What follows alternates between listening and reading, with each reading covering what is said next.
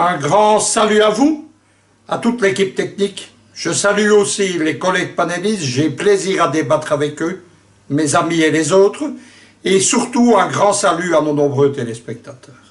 Avec ce bonjour, je voudrais attirer l'attention sur les événements qui ont eu lieu à Paris, où l'ambassade du Tchad a été attaquée, dit l'ambassadeur du Tchad par un groupe de voyous, et il a raison, et l'ambassade a été saccagée. Cette attaque fait suite à d'autres attaques d'ambassade, celle du Gabon il y a plus d'1 an maintenant, mais aussi celle du Cameroun, etc., etc. J'attire l'attention des téléspectateurs d'Afrique Média sur le fait qu'est en action depuis plusieurs semaines ce qu'on appelle la nouvelle politique africaine de Trump et de son conseiller John Bolton. Cette nouvelle politique, c'est une radicalisation dans une version combinée des pays arabes, du printemps arabe et du printemps africain. Ils sont mélangés, sont visés l'Algérie, sont visés le Soudan, est visé un pays arabe, la Jordanie. Un autre pays est menacé, c'est le Liban, où Mike Pompeo, le Secretary of State américain, le ministre des Affaires étrangères, vient de se rendre pour tasser le gouvernement libanais. Il y a aussi la relance du printemps africain au Cameroun, où Washington veut en finir avec le régime de Yaoundé.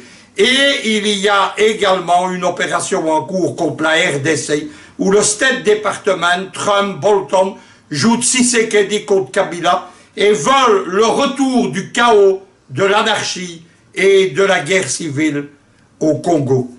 Au milieu de tout cela, il y a officiellement 6 pays africains qui sont menacés par Trump et Bolton. Ils ont 1 an pour quitter, les chefs d'État de ces pays, le pouvoir. Ce sont ceux qui ont résisté à Washington depuis 2014 et ils sont menacés de sanctions comme elles sont effectives aujourd'hui sur le Cameroun. Ils sont menacés également d'intervention militaire. Au milieu de tout ça, les soi-disant droits de l'homme, droits électoraux, crise électorale, constitution et autres sucreries empoisonnées à l'usage des peuples africains, tout cela pèse peu. Comme le disent Trump et Bolton, il s'agit de sanctionner des gouvernements qui ne sont pas ouvertement alignés sur Washington. Il s'agit de sanctionner des gouvernements qui sont alignés économiquement sur la Chine et géopolitiquement sur la Russie, y compris dans le cadre d'accords militaires.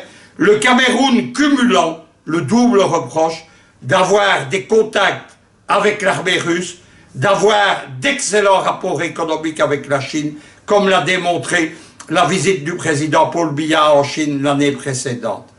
Au milieu de tout ça, on instrumentalise de nombreuses diasporas pour faire porter sous les regards des caméras et des journalistes occidentaux le poids de l'agression. 3 diasporas sont particulièrement prises en main en ce moment. La camerounaise, bien entendu, la congolaise à Paris et à Bruxelles, mais aussi la tchadienne. J'avertis depuis plusieurs semaines sur le fait que le Tchad est concerné pour tout ça. Tout cela est préparé depuis des semaines par une campagne de déstabilisation médiatique contre le président Idriss Déby Itno, où on l'attaque sur sa qualité de panafricaniste, par exemple, et autres billevesées.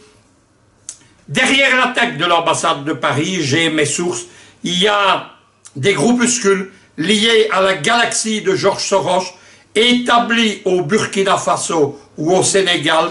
Ce sont ces groupuscules déjà qui avaient en 2017 attaqué une conférence organisée à Paris par l'ambassade du Burundi. Cela n'avait pas marché à l'époque parce que les Burundais avaient pris le devant. Ici, bien entendu, on a pris les Tchadiens au dépourvu. Il faut évidemment que les populations au Cameroun, au Tchad, au Congo comprennent que les Américains ne leur veulent pas du bien, que ce qui est en jeu, ce sont des changements de régime pour une nouvelle colonisation de l'Afrique.